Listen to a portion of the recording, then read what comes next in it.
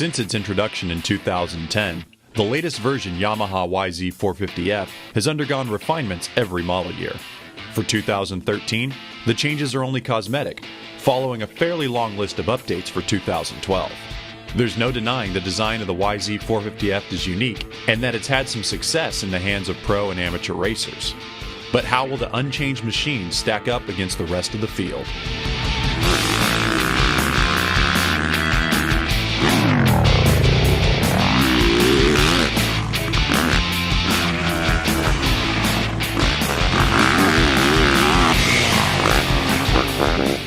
I will say the engine on the thing, the bottom end power is fantastic. You come out of a corner and it's that rearward facing engine gives it so much like just bottom end hit. Like as soon as you touch that throttle, the thing just hits and goes.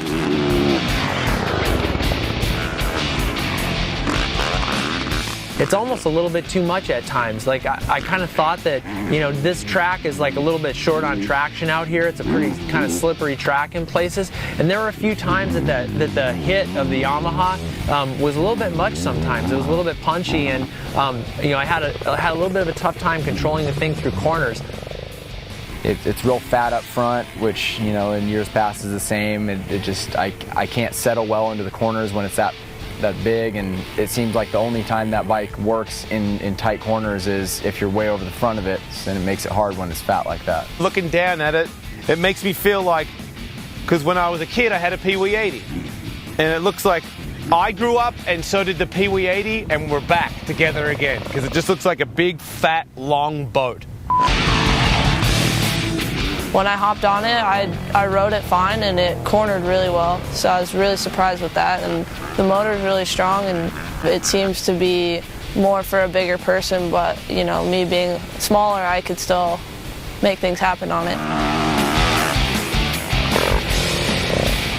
It doesn't do anything spectacular, but you know, that can be a good thing because it's not going to get crazy. You're not going to have a random swap here or a head shake there. Just very consistent.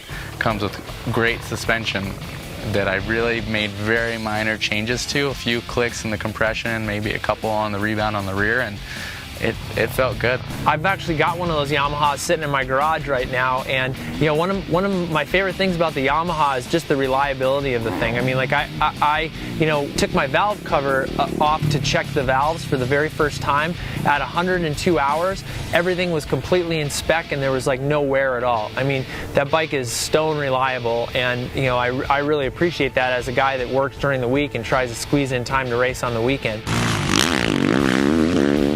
In a class that constantly pushes the limits, a new rear fender and handlebar color just isn't enough to keep up with the relentless march forward.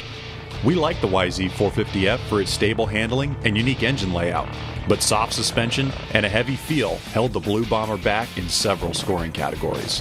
When the scores were tallied, the 2013 Yamaha yz450f slipped to 6th place in our shootout.